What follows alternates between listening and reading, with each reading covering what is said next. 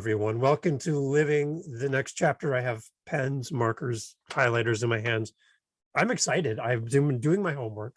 I have a great guest today from the City of Angels. We have today, Lizzy Cangro is with us today, a great coach, an author, all around good person. And what else did you have me wanting to say? A super nice, kind person who's very smart and talented. You gave me the whole list to say, Lizzy. I hope I covered them all. It's in the post. Yes, very good. Lizzy Cangro, welcome to the podcast. Thank you so much, David. I'm doing great. Thank you. How are you? I am wonderful. Good. Sunny California is living up to its title. Oh, it is indeed. Yes. And as we were saying before, we went live, as an English person, it's a big selling point. I'm not going to lie.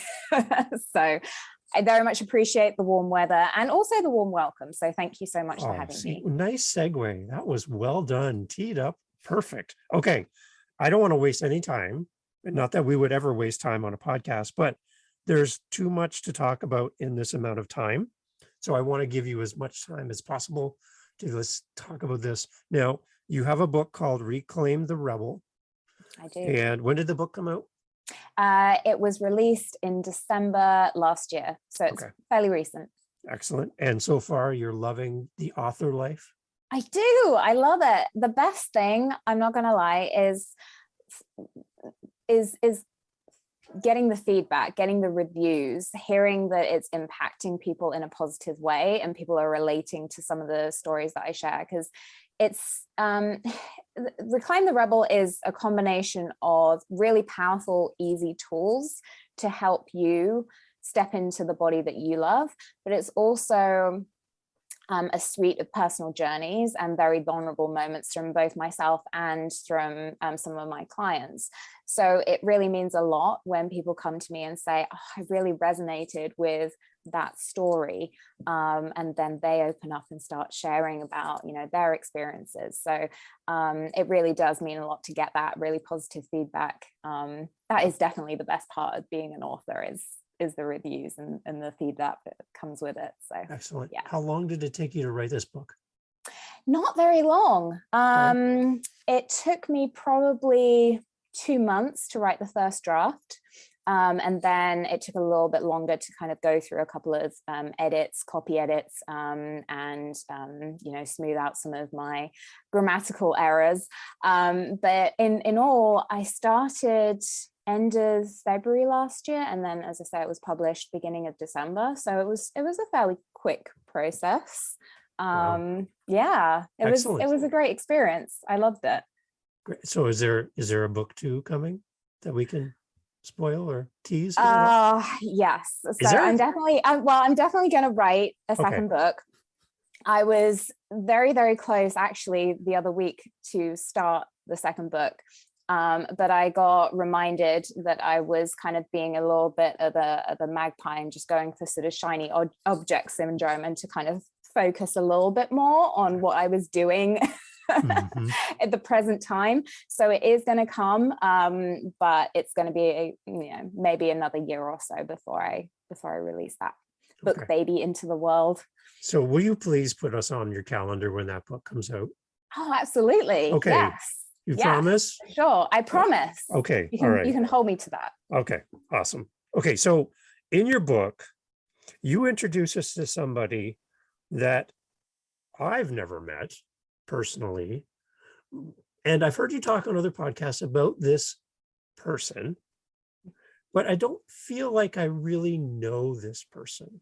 So I would love for you to introduce this person to us and give us a little bit more details about this person. And you refer to this person in your book as the inner mean girl. Can you describe this person to us? I'd like to know more about this person that surfaces in your book. Yeah, well, I would love to introduce you to, I'm not going to say I love to introduce you to her because she's a pretty sucky person, but I'm going to introduce you to the inner mean girl. Now, the inner mean girl is super judgmental. She likes to shame you for how you look, how you act, and generally who you are as a person. She sometimes can get very loud. So some women and men, she can be on repeat on a daily basis. But others, maybe she gets vocal in certain situations. Maybe it's when you look in front of the mirror. Maybe it's when you try on your old pair of jeans. Maybe it's when you're going clothes shopping. Maybe it's after you've had that slice of cake after dinner. But she surfaces at any given moment and can scream at you and kind of say all of these mean things about your body, about how you are as a partner, as a colleague, as a author. And essentially, she keeps us stuck in the same habit loops, in the same thought patterns, and generally keeps life actually fairly predictable. So our inner mean girl likes to actually keep us safe. And it may not feel like it at the time, but this inner mean girl is doing what she's supposed to do, what our brains are supposed to do, and that is to keep us safe. And what does safe mean? It means predictable. Our brains don't like change. And so essentially, what our inner mean girl is doing is just reinforcing our own beliefs about ourselves. And sometimes those beliefs are very, very nasty. And, you know, we set high expectations. We, you know, say things that we would never dream of saying to other people, to ourselves. And that's all because it's just reinforcing that predictable belief that we have about really our own low self-worth. So inner mean girl, she can take any form and say any nasty thing that you can think of, but essentially she's part of our brain that keeps us stuck. So where does the inner mean girl get her strength and her power from? That's a great question. 2 places. She gets her strength and her power originally from our environment. And by environment, I mean where we grew up, who we grew up with, and the things that we were told, where we grew up and who we grew up with. And these thoughts and beliefs get embedded into our subconscious belief system, i.e. our inner mean girl system, and kind of get stuck there. So it becomes part of what we believe, and that's from our environment. And as we get older, she gets strengthened by this belief system playing on repeat, and that's our own doing, right? So first of all, she gets built up through the things that we get told when we're kids, and then when we're adults and teenagers, she just gets reinforced by this own loop that we have in our heads. So looking back, when was the first time you met her personally? Oh, I think the first time I met my own inner mean girl was probably in the playground when I was about 7 years old. And one of the girls, I actually share this story in a little bit more detail in Reclaim the Rebel. One of the girls teased me because she thought I looked like one of the teachers. And that's when my own inner mean girl stepped in and said, "Oh my goodness, you look so old. You have bags under your eyes. You look like this. You should, you know, start researching anti-aging eye creams." And that's what I did. This 7-year-old. Wow. Yeah. And that resulted in, by the age of like 10, I was researching and these, I can't remember the name of the actual surgery, but a surgery to remove eye bags, because that environment that I was placed in gave me a message. That message got embedded into my belief system. And then over the course of kind of 3 years, it got played and played and played in my head every time I looked in the mirror that I, you know, looked old and had eye bags. And then that played out in terms of my behaviors. So I think that was the first time that I really met the power of my own inner mean girl and recognized it, because up until the age of about 7 or 8, we don't really have that self-awareness. We have awareness of others, but we don't really have awareness of our own awareness. And so for me, the inner mean girl kind of came out really as soon as she could. She was like straight out the gate. All right, we're gonna make your life miserable and say really mean things. And I think there are a lot of kids out there, especially today in the age of social media, that's very common. So what is the inner mean girl's weapon of choice? Well, it really depends. For me, it was really the words that I used to say to myself. It's the hurtful things that, again, you would never say to your best friend, your sister, your mom, daughter, whatever. Yeah. But the strength and the power of those words are enough to make you feel very, very small. So my inner mean girl would call me ugly, old. Some people have an inner mean girl that say you're fat, and use really, really powerful words, but very kind of piercing. But for others, maybe the inner mean girl uses kind of other people's reactions to you. So they pick up on kind of people's vibe when you're around and kind of make you feel insecure because of that. So she kind of operates in very different ways, but they're all designed to kind of keep you really shaming on yourself and shoulding on yourself. That's interesting. Okay, so one more thought about the inner mean girl. When was the last time you spoke to her? Oh, probably last week. So this is the point that I want to make. And if anybody takes anything away from this podcast, it's this, is that the inner mean girl never goes away. You just get better at silencing her. So we're all human, and we all have brains that are, trying to keep us safe. They're actually, the inner mean girl is kind of doing her job, but it doesn't always align to loving ourselves or feeling good. And so the trick is to, when she comes up, is to move through that inner mean girl moment. So for me, last week, I had a moment where I was about to invest in a program to help my personal growth so that I could help others with their personal growth. But my inner mean girl came up and said, no, you can't afford that. That's really selfish of you to invest in yourself and to pay that much money. And so I needed to have a conversation with myself around the purpose of why I was doing this, and remind myself that actually it was not a selfish thing to do, and that I am valuable. One tip that I have for anybody struggling with their own inner mean girl is, I don't know if this is going to be, but I have a post-it note of my desk that says I am valuable. And so I always use that affirmation whenever my inner mean girl pops up, to affirm my own self-worth. And so I had that whole conversation with her around investing in myself. And yeah, Lizzy, I actually bought the program. See, so... you did it, right? I did it, yes.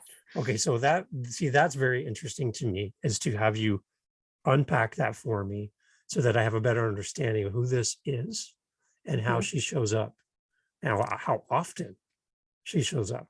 That's it's quite unique that you have that as kind of a part of your book. So in your book, you also talk about 12 rebellious acts to transform your life. So can you share maybe one or two of these rebellious acts that will have this kind of impact on us? Yeah, absolutely. My pleasure. So a rebellious act is essentially a tool to help you move through some of these blocks to actually feeling good in your body, having the body that you want, and having ultimately the life that you want. So one of the rebellious acts actually relates to your inner mean girl, and that is rewriting your story. That's rebellious act number 2. And the reason why it's rebellious act number 2 is because it's so powerful. So what I mean by rewrite your story is, okay, so you notice your inner mean girl is screaming at you. What you don't want to do is ignore her, because she's like a toddler and she'll scream louder. So be aware of her. Mm-hmm. Say, okay, I acknowledge you, inner mean girl. And then you have the opportunity to rewrite her story, or rewrite your story, because she is a part of you, right? Yeah. So for me, going back to the example that I had last week, my story, my inner mean girl was trying to tell me was, you're selfish for doing this. And so I could have gone with that story and been like, oh yeah, I'm a terrible person for wanting to invest in myself. But no, I didn't go down that road. I started to. I chose to rewrite my story instead. And so my story became, this is actually an investment in me helping other people, and I am just a vessel for that. So in denying myself this, I'm also denying the thousands of other people who I'm going to help in the future. And do you see how powerful that shift in just words? It's words. It's just words. But the whole energy behind that changes from you're a terrible person, that feels so heavy, to actually you're doing this from a very heart-centered place. And it kind of provides sort of more of the flow into love for yourself and love for other people. And so that felt better to me. And so that is the power of rewriting your story, is notice when the inner mean girl story comes up, and then shift it to something that feels, you can believe it. Yeah. It wasn't something that I kind of like made up and I couldn't tangibly, believe and go with.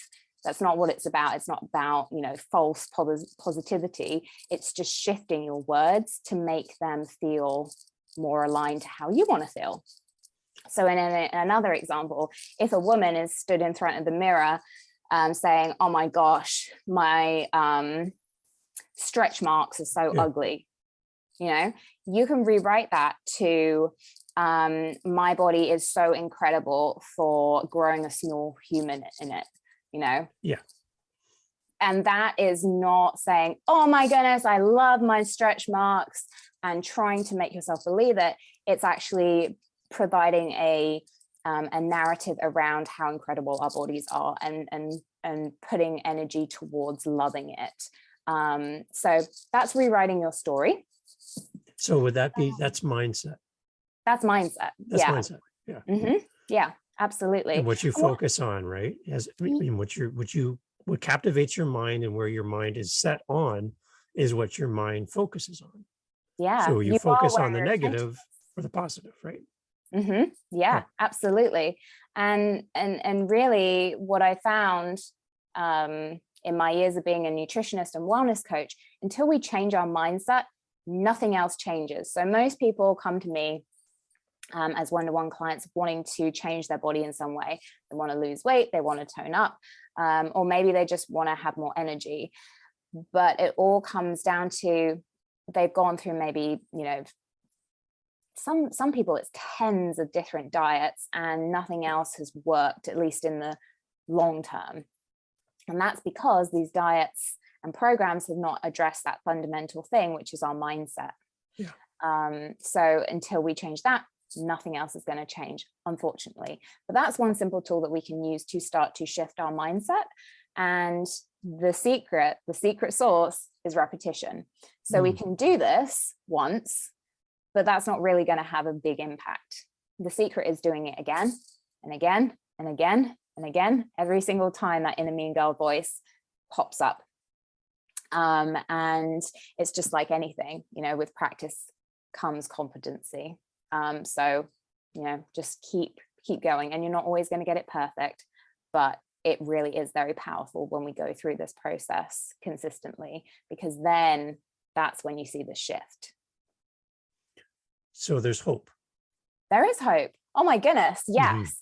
I mean, again, this is something I share in the book, but I had a 10-year eating disorder as a teenager.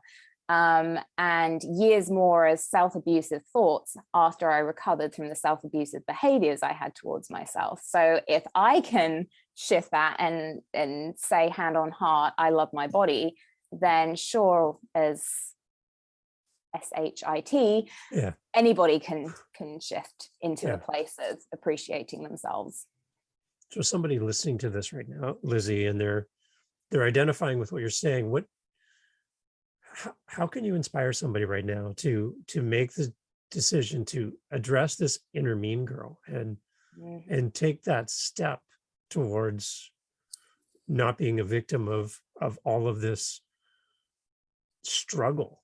Where do we go? How do we start? Like I'm at the very beginning. How do I start? I love this question. And so I'm going to share something that I haven't really shared too much before. And that is a metaphor that got given to me. I think it was in the final year that I recovered from my eating disorder. And, you know, the first thing I want to say is I see you if you're relating to anything that I'm sharing. And I know it can feel very frustrating, but it ultimately, it starts with a choice that you make to make a change. And I want you to think about it like climbing a mountain. The moment maybe you feel like you're right at the bottom of the mountain, you're looking up at it and going, oh my goodness, it's been years, decades of self-abusive thoughts and behaviors. How do I even start? And the trick is to just put one foot in front of the other and just start. Just make that choice to climb, to start going. And what is beautiful about the mountain analogy is that you can go up the mountain as quickly or as slowly as you want and that feels comfortable. You can even stop for a rest break. You can go down it if it feels too uncomfortable. But when you get to the top, the view will look and feel incredible. And by that, I mean how you feel about yourself and how that radiates out into the world and ultimately makes your life just the best it can possibly be. So if you are at, base camp, and you're looking up at that mountain, just remember that analogy. You can go up it, you can go up it quickly, you can go up it slowly. It's not a race, but remember the goal at the top is the most incredible thing that you can ever accomplish for yourself. You're doing it for you. You're not doing it for anyone else. So just make that choice to just start right now. That's amazing. Okay, so Lizzy, I'm thinking there's people listening to this who haven't put that Post-it note on their desk to show that they're valuable. They haven't done that. They're probably going to do that after this. So that was a good tip. Thank you for that. But maybe there's someone that has been on a coach's website and had that inner mean girl shut her down and say, don't do this. You don't need this. You can't afford this. Right. And so if somebody was reaching out to you as a coach, they hear your podcast episode, they look at your website, but they're nervous. They've never worked with a coach before. Like, I'm afraid it's going to be so expensive. I'm afraid I'm not going to have the discipline to follow through on Lizzy's coaching.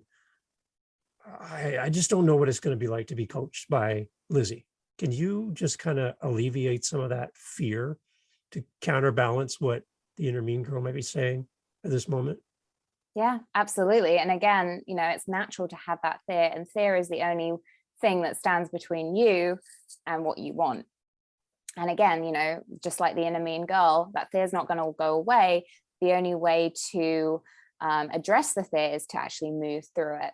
So what I say to people, if they are hesitant for whatever reason, it could be time, I don't have enough time. I don't have enough money, or I don't think I'm worth it. Why should I do this on myself? The whole conversation that we just had around this is selfish. I would say these are all fears rooted in the unknown. And the only way to really address that fear is actually to move through it. So what one of my coaches says is the transformation is in the transaction. So the first thing that you do is actually say yes to yourself and say, yes, I am worthy of this time. I can make time for myself. I am worthy of spending this money on myself. and actually going through it. And then as soon as you go through it, the fear's not there anymore. You go, oh, okay, this isn't as bad as I thought. And once you're actually on the other side, you realize, oh, I have the support of a coach who has been there, a coach who understands and who I'm resonating with what she's saying. And having that support really is vital. As I just said, I have a coach. Everybody, I believe, needs a coach for whatever reason that is. And really, the reason why we all need a coach is because we're all growing. Yeah. We all want to reach that next step in terms of our growth.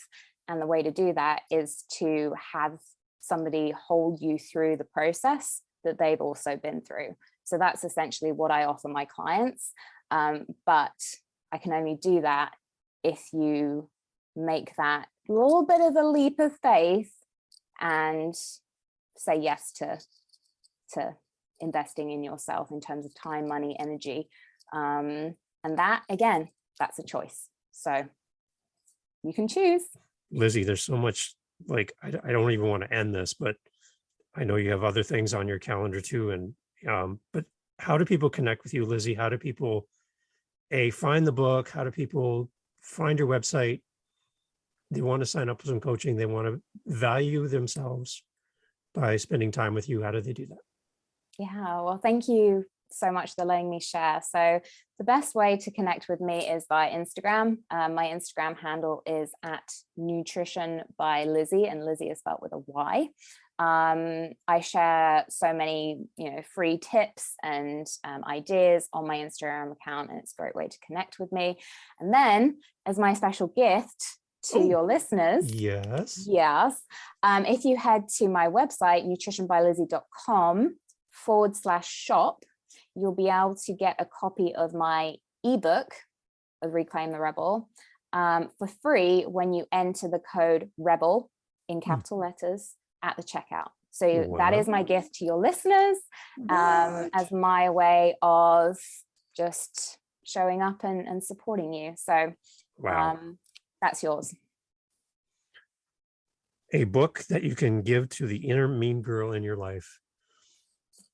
Yeah. Share this with her. Share this podcast with that inner mean girl. And Lizzy is here to help you and walk with you. Lizzy, so great to talk to you. I'm so jealous of California. Oh, but that's okay. Come to Canada sometime and we will have maple syrup and I will introduce you to a moose. Oh my gosh, I would love that. Okay. Done. Done and done. All right. Thank you so much. So again, we want to have you back when book 2 is ready. Don't forget about us. I will not. Thank you so much. I really appreciate you and your listeners. So thank you. Lizzy Cangro, Reclaim the Rebel. This is the person you need to talk to. Thank you so much, Lizzy. Thank you. Awesome.